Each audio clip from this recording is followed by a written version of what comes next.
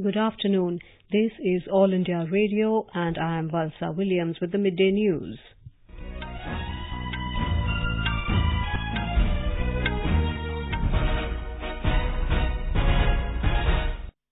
The headlines. Prime Minister Narendra Modi conferred with UN's highest environmental honour, UNEP Champions of the Earth Award. Prime Minister dedicates the award to 125 crore Indians committed to environment protection.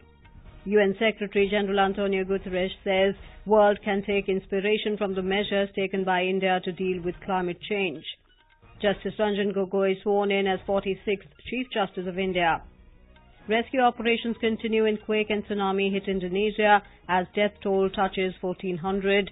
Indian Air Force begins humanitarian relief mission to help the affected people. And in women's football, India and Nepal set up a semi-final clash in SAF Under-18 tournament in Bhutan.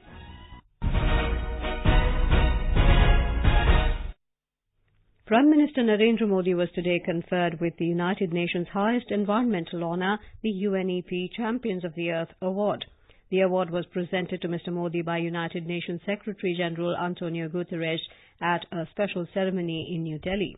Mr. Modi and French President Emmanuel Macron were jointly selected as the recipients of the award for their exemplary leadership and advocating action on sustainable development and climate change. Mr. Modi has been selected in the leadership category for his pioneering work in championing the International Solar Alliance ISA and for his unprecedented pledge to eliminate all single-use plastic in India by 2022. Replying to the felicitations, Mr. Modi dedicated the award to 125 crore Indians who are committed to environment protection. He said it is an honour to tribals, fishermen and farmers. Mr. Modi said, champions of the earth award उन करोड़ों किसानों का सम्मान है जो इस मिट्टी को अपने प्राणों से भी प्रिय मानते हैं। ये भारत की उस महान नारी का सम्मान है जिसके लिए सदियों से रीयूज और रिसाइकल रोजमर्रा की जिंदगी का हिस्सा रहा है। ये भारत में प्रकृति और पर्यावरण की रक्षा के लिए अपना जीवन समर्पित करने वाले अनाम चेहरों का सम्मान है। Stating that climate and calamity are directly related to culture, the Prime Minister said if climate is not the focus of culture, calamity cannot be prevented. He said the policy of Sabka Saath also includes nature in it.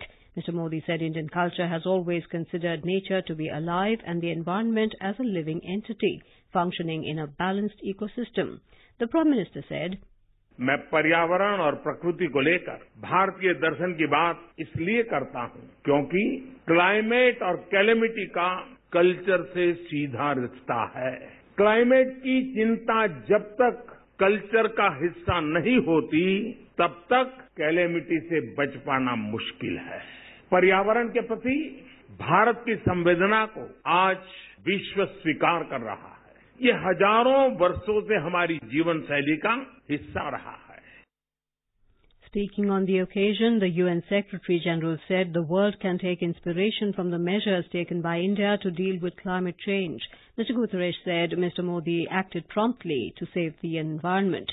The UN chief said, Prime Minister Modi recognizes that climate change poses a direct existential threat to us all. Prime Minister Modi knows what we need to do to avert catastrophe, and Prime Minister Modi understands the enormous benefits of climate action. Many other leaders also recognize, also know, and also understand.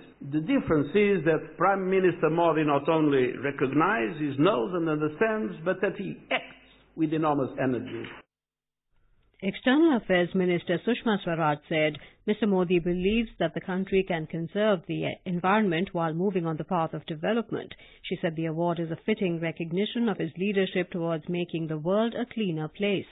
Ms. Swaraj said, ये पुरस्कार उस असाधारण नेतृत्व का सम्मान है जो प्रधानमंत्री मोदी भारत के साथ साथ विश्व को भी प्रदान कर रहे हैं।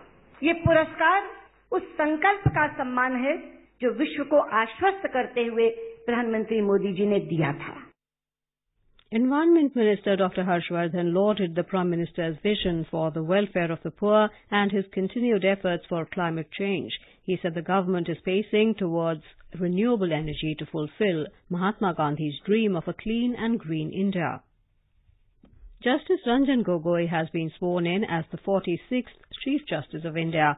President Ramnath Kovind administered him the oath of office at a function in Rashtrapati Bhavan this morning. I, Ranjan Gogoi, having been appointed Chief Justice of the Supreme Court of India, having been appointed Chief Justice of the Supreme Court of India, do swear in the name of God do swear in the name of God that I will bear true faith and allegiance to the Constitution of India as by law established, that I will bear true faith and allegiance to the Constitution of India as by law established, that I will uphold the sovereignty. Justice Gogoi succeeded Justice Deepak Mishra, who retired yesterday. He will have a tenure of a little over 13 months. Justice Gogoi joined the bar in 1978 and practiced mainly in the Guwahati High Court. He was appointed as permanent judge of Guwahati High Court in February 2001. Justice Gogoi was transferred to the Punjab and Haryana High Court in 2010 and later was appointed as the Chief Justice there. He was elevated as judge of the Supreme Court in April 2012. Prime Minister Narendra Modi, Union Ministers including Rajnath Singh and Arun Jaitley and other dignitaries were present on the occasion.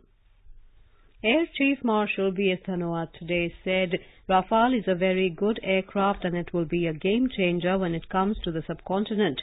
Addressing a press conference in New Delhi, the Air Chief said there are lots of advantages in the Rafale deal. He also said it was Dassault that was to select the offset partner and the government and the Air Force had no role to play. The Air Chief said, whether HAL wants to do offset work or no, it is a corporate decision for them. Most important is that does the OEM who has to discharge the offset, they have to select HAL. Government of India and the Air Force have got nothing to do with it. On being asked if the Air Force was informed when the number of aircraft in Rafale deal was changed from 126 to 36, the Air Chief said at the appropriate level the IAF was consulted and it is up to the government to choose. The Maharashtra government today moved the Supreme Court challenging the Delhi High Court order allowing Gautam Navlakha, one of the 5 rights activists arrested in connection with the Koregaon Bhima case, to be freed from house arrest. Talking to news agency PTI, Nishant Katneshwar, counsel for the Maharashtra government, said a plea has been filed in the Apex Court challenging the High Court order. The Delhi High Court had on Monday freed Navlakha from house arrest 5 weeks after he, along with 4 other rights activists, were arrested. The court had also quashed the trial court's transit remand order. The Kerala High Court today rejected the bail plea of Bishop Franco Mullakal, who is under judicial custody for sexual harassment of a nun. While rejecting the bail plea, the court observed that there is prima facie case against Mullakal, and if bail is given, there exist chances of influencing the victim. The court also took into consideration the prosecution contention that by granting bail to the bishop, a person of influence, at this stage would hamper the investigation process. Franco Mullakal was arrested on the 21st of last month from Kochi and is currently lodged in Pala sub-jail. This is All India Radio giving you the news. For quick news updates round the clock, follow us on Twitter at AIR News Alerts. The death toll in earthquake and tsunami hit Indonesia rose to nearly 1,400 today. Government rescue workers are focusing on half a dozen key sites around the ravaged seaside city of Palu in Sulawesi Island. UN's humanitarian office said almost 2 lakh people need urgent help. Among them, tens of thousands are children. An estimated 66,000 homes have been destroyed or damaged by the 7.5 magnitude quake and the tsunami. The World Health Organization has estimated that across Donggala, more than 3 lakh people have been affected by the disaster.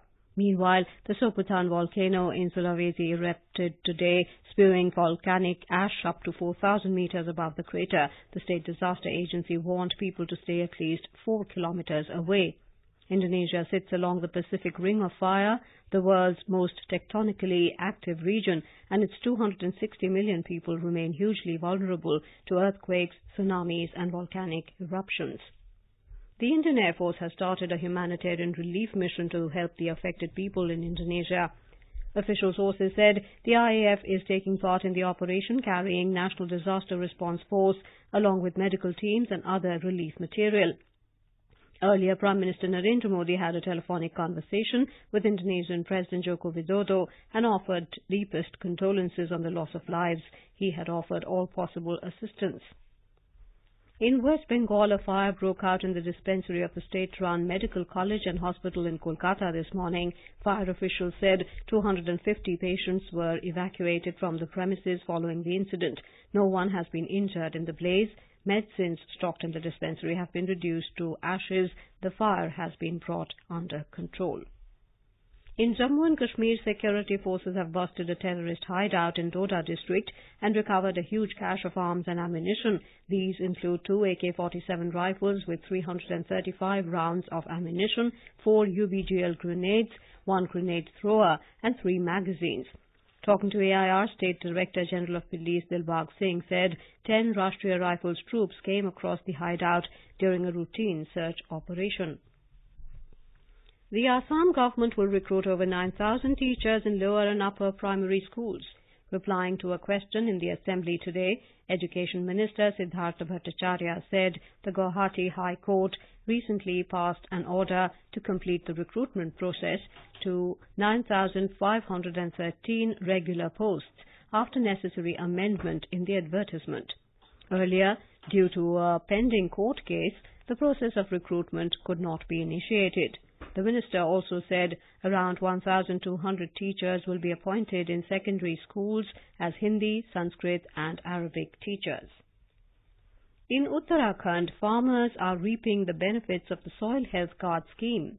The scheme aims at promoting soil test-based and balanced use of fertilizers to enable farmers to release higher yields at lower cost. Here is a ground report from our Dehradun correspondent. The positive results of the Soil Health Card scheme can be seen in Champawas district of Kumaon region. The dry and barren fields have now become fertile. Raghuvar Dutt Murari, a farmer in Kailchada in Lohagad block of the district, is very happy with the Soil Health Card scheme. हम लोग समय समय पर मिट्टी की जांच कराते रहते हैं और जिस चीज की पोषक तत्वों की जो भी कमी होती है उसको हम बाहरी रूप से उसमें प्रयोग करते हैं जिससे कि अच्छी फसल का उत्पादन होता है और हम लोगों को लाभ मिलता है. Another farmer, Ratan Singh, also appreciated this scheme. वजह से हमने मिट्टी की जांच कराई, उसमें मिट्टी की गुणवत्ता, पीएच मान वगैरह सब इन्होंने बताया था, जिससे हमारी आलू की खेती और जो भी खेती कर रहे हैं अच्छी खेती हो रही है. Mahesh says that after implementation of this scheme, the yield in his field has definitely increased. अपनी खेती में अगर मिट्टी का परीक्षण कराते हैं तो हमें ये पता चलता है कि हमारी मिट्टी में कौन से पोषक तत्व की कमी है, जिससे हम इस स्वास्थ्य कार्ड के द्वारा उस पोषक तत्व की कमी को दूर कर रहे हैं और अच्छी पैदावार प्राप्त कर रहे हैं. More than 35,000 people has been benefited by this scheme in Champawas district. Raghavesh Pandey, AIR News, Dehradun. Benchmark domestic stocks today logged losses of around 0.5% in afternoon trade amid weak Asian markets. The Sensex at the Bombay Stock Exchange fell 171 points to 36,356. The Nifty at the National Stock Exchange slipped 45 points to 10,964. At the forex market, the rupee weakened 14 paise to 73 rupees and 5 paise against the US dollar in afternoon deals. In early trade today, it had touched a lifetime low of 73 rupees 41 paise against the US currency. India will face Nepal on Friday in the semi-finals of South Asian Football Federation SAF Under-18 Women's Championship at Thimphu in Bhutan. Both teams set up a last-four clash yesterday after India thrashed the Maldives 8-0 in their second group match, while Nepal lost to Bangladesh 1-2. In the other semi-final, Bangladesh will play Bhutan. The title clash will be played on Sunday. And now, before we close, the headlines once again.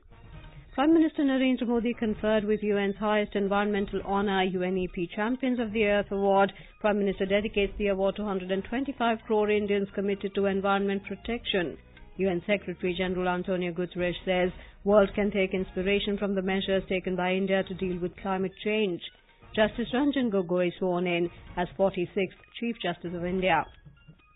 Rescue operations continue in quake and tsunami-hit Indonesia as death toll touches 1,400. Indian Air Force begins humanitarian relief mission to help the affected people. And in women's football, India and Nepal set up a semi-final clash in SAF Under-18 tournament in Bhutan. With that, we end the midday news.